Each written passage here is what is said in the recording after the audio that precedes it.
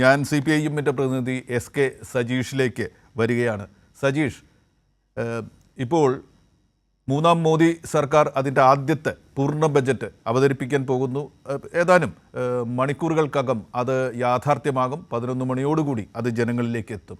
ഇടതുപക്ഷം എന്ത് തരത്തിലുള്ള ബഡ്ജറ്റാണ് ഇന്ത്യ ഈ സമയത്ത് ഇന്ത്യക്ക് വേണ്ടത് എന്നാണ് ഇടതുപക്ഷം കരുതുന്നത്? ഏത് തരത്തിലുള്ള ബജറ്റ് സംഭവിക്കും എന്നാണ് ഇടതുപക്ഷം ഇപ്പോൾ വിചാരിക്കുന്നത്? സജീഷ്, നമ്മുടെ രാജ്യം വലിയ സാമ്പത്തിക പ്രതിസന്ധിയിലൂടെയാണ് കടന്നു പോകുന്നത് എന്ന് സാമ്പത്തിക അവലോകൻ റിപ്പോർട്ട് തന്നെ പരിശോധിച്ചാൽ മനസ്സിലാക്കാൻ വേണ്ടി കഴിയും.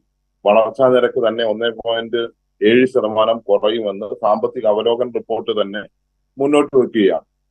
മാത്രവുമല്ല, രാജ്യത്തിന്റെ സമ്പത്തിൽ 6 മുതൽ 7% വരെ സമ്പത്ത് ഉത്പാദിപ്പിക്കപ്പെടുന്ന സമ്പത്ത് രാജ്യത്തെ അതിസമ്പന്നരായ 1% കയ്യിലാണ് എത്തിച്ചേരുന്നത് എന്നതുകൂടി വളരെ ഗൗരവകരമായി ഈ റിപ്പോർട്ടിനകത്ത് സൂചിപ്പിക്കപ്പെടുകയാണ്.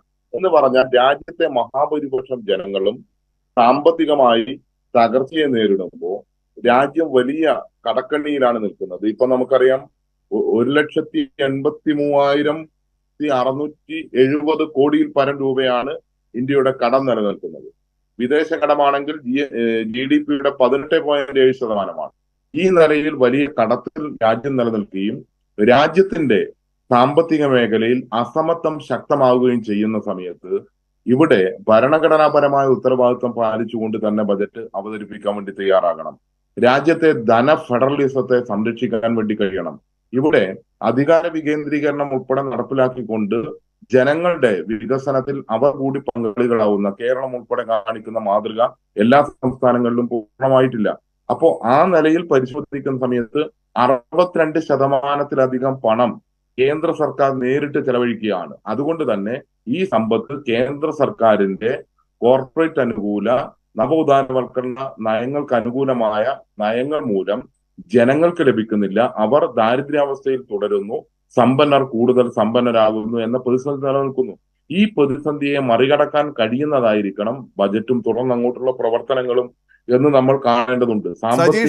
ഞാൻ ഇടപെട്ട് ഒരു കാര്യം കൂടി ചോദിച്ചോട്ടെ.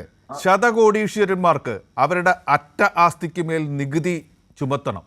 ഇപ്പോൾ ലോകം വളരെ താല്പര്യത്തോടു കൂടി ചർച്ച ചെയ്തുകൊണ്ടിരിക്കുന്ന ഒരു വിഷയമാണ്.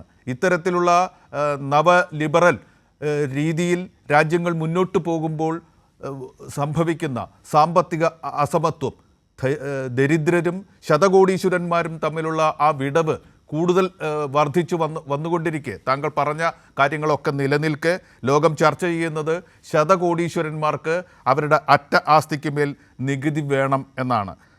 G20 നേതാക്കൾ അത് ആവശ്യപ്പെടുന്നുണ്ട്. 200ഓളം ശതകോടീശ്വരന്മാർ ഉള്ള ഒരു രാജ്യമാണ്. ആസ്തിയുള്ളവർക്ക് 2% വെച്ചെങ്കിലും നികുതി ചുമത്തേണ്ട ഒരു സാഹചര്യം ഉണ്ട് എന്ന് ലോകം തന്നെ പറഞ്ഞു തുടങ്ങിയിരിക്കുന്നു. ഇന്ത്യ ആ രീതി അനുവർത്തിക്കണം. 200 ശതകോടീശ്വരന്മാരുള്ള ഇന്ത്യ ആ രീതി അനുവർത്തിക്കണം എന്ന ഒരാവശ്യം മുന്നോട്ട് വെക്കേണ്ട ഒരു ഘട്ടമായി എന്നാണ് നിരീക്ഷകർ പറയുന്നത്. സജേഷ്, എങ്ങനെയാണ് പ്രതികരിക്കുക? തീർച്ചയായും ശതകോടീശ്വരന്മാരുടെയും കോർപ്പറേറ്റുകളുടെയും എല്ലാം നികുതി രാജ്യത്ത് വർദ്ധിപ്പിക്കേണ്ടതുണ്ട്. നികുതി കൈകാര്യം ചെയ്യുമ്പോൾ അതിന്റെ വിതരണത്തിലെല്ലാം സമത്വം പാലിക്കാൻ വേണ്ടി കഴിയണം. ഇപ്പോൾ കടുത്ത അസമത്വമാണ് ഈ മേഖലയിൽ നിലനിൽക്കുന്നത് എന്ന് കാണാൻ വേണ്ടി കഴിയണം. ആ അസമത്വത്തെ ഇല്ലായ്മ ചെയ്യാൻ വേണ്ടി കഴിയണം. ഇവിടെ മോദി സർക്കാരിന്റെ കഴിഞ്ഞ ബജറ്റുകളെല്ലാം പരിശോധിച്ചാൽ നമുക്ക് കാണാൻ വേണ്ടി കഴിയുന്നത് ഇതിൽ നേർ വിപരീതമായ സമീപനമാണ്. കോർപ്പറേറ്റുകൾക്ക് നികുതി കുറച്ചു കൊടുക്കുന്ന സമീപനമാണ് സ്വീകരിച്ചത്. അതേ സ്ഥാനത്ത് ഈ രാജ്യത്തിന്റെ പട്ടിണിയും ദാരിദ്ര്യവും അകറ്റാൻ കഴിയുന്ന രീതിയിൽ ആളുകളുടെ കയ്യിൽ ചെറിയൊരു വരുമാനമെങ്കിലും എത്തുന്ന തൊഴിലുറപ്പ് പദ്ധതിയുടെ വിഹിതം കുറയ്ക്കുകയാണ്. ഈ ബഡ്ജറ്റിൽ നമ്മൾ ആശങ്കയോടുകൂടി കാണുന്നത് തൊഴിലുറപ്പിന്റെ വിഹിതം കുറയ്ക്കാനുള്ള നിലപാടാണോ സ്വീകരിക്കപ്പെടുക? കേരളം ഉൾപ്പെടെയുള്ള സംസ്ഥാനങ്ങൾക്കുള്ള വിഹിതം വെട്ടിക്കുറക്കപ്പെടുമോ എന്നെല്ലാമുള്ള ആശങ്ക ഈ ബജറ്റിന്റെ മുന്നിലും നിലനിൽക്കുന്നുണ്ട്. ഇവിടെ ഭക്ഷ്യസുരക്ഷിതത്വം, ആ ഭക്ഷ്യസുരക്ഷിതത്വത്തിന്റെ കാര്യത്തിൽ വലിയ അപകടാവസ്ഥയിൽ നമ്മുടെ രാജ്യം നിൽക്കുകയാണ്. രാജ്യത്ത് തന്നെ വലിയൊരു ശതമാനത്തിന് ഒരു 3 നേരം ഭക്ഷണം കഴിക്കാൻ വേണ്ടി പറ്റുന്ന ജനത ഈ കേരളത്തിലും തൊട്ടപ്പുറത്ത് തമിഴ്നാട്ടിലും മാത്രമേ ഉള്ളൂ എന്ന് പറയുമ്പോൾ എന്തായിരിക്കും ഈ രാജ്യത്തിന്റെ ഭക്ഷ്യസുരക്ഷിതത്വം ഉൾപ്പെടെയുള്ള പ്രശ്നങ്ങൾ, ഈ കാര്യങ്ങളെ അഡ്രസ് ചെയ്യാൻ രാജ്യത്തെ ഭരണകൂടം തയ്യാറാകുന്നില്ല.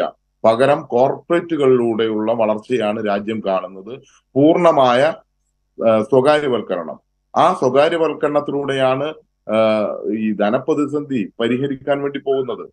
ആ നിലപാടാണ് സ്വീകരിക്കപ്പെടുന്നത്.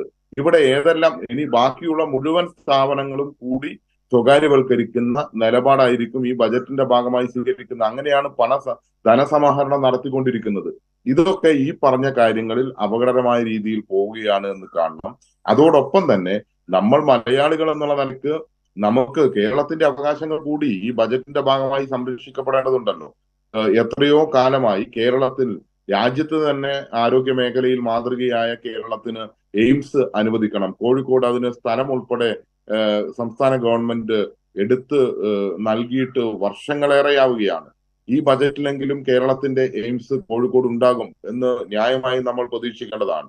ശബരി പാത ഉൾപ്പെടെയുള്ള കാര്യങ്ങൾ നമുക്ക് അനുവദിക്കപ്പെടേണ്ടതാണ്. കേരളത്തിന് പ്രത്യേകമായ ധന പാക്കേജ് അനുവദിക്കണമെന്ന് ധനകാര്യമന്ത്രി കേന്ദ്രത്തോട് ആവശ്യപ്പെട്ടിട്ടുണ്ട്.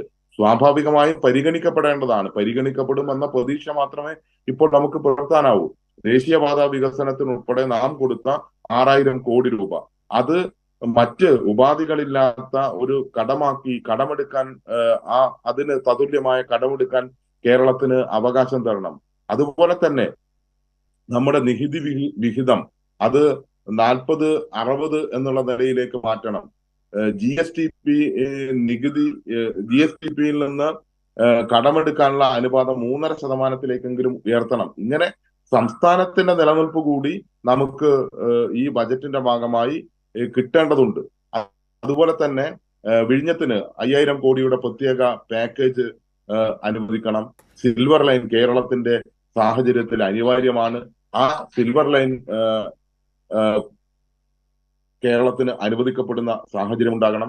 കേന്ദ്രാവിഷ്കൃതമായ പദ്ധതികളിൽ 60% ആണ് ഇപ്പോൾ നൽകുന്ന. 75%എങ്കിലും കേന്ദ്രാവിഷ്കൃത പദ്ധതികളിൽ സംസ്ഥാനങ്ങൾക്ക് നൽകാൻ വേണ്ടി കഴിയണം. ഇത്തരമെല്ലാം ഉള്ള കാര്യങ്ങൾ നിരവധിയായി സംസ്ഥാനം മുന്നോട്ട് വെക്കുന്നുണ്ട്. കേരളത്തിന്റെ ആവശ്യങ്ങൾ മുന്നോട്ട് വെക്കുന്നുണ്ട്. ദൗർഭാഗ്യവശാൽ കഴിഞ്ഞ 10 വർഷമായി നരേന്ദ്രമോദിയുടെ ഗവൺമെന്റ് കേരളത്തോട് ശത്രുതാപരമായ സമീപനമാണ് സ്വീകരിക്കുന്നത്. ഇതിൽ വ്യത്യസ്തമായ സമീപനം ഉണ്ടാകും എന്ന് നമുക്ക് ആശിക്കാം. അത്രമാത്രമാണ് ഇപ്പോൾ സാധ്യമാകുന്നത്. SK സജീഷ്, താങ്കളിലേക്ക് തിരിച്ചു വരാം.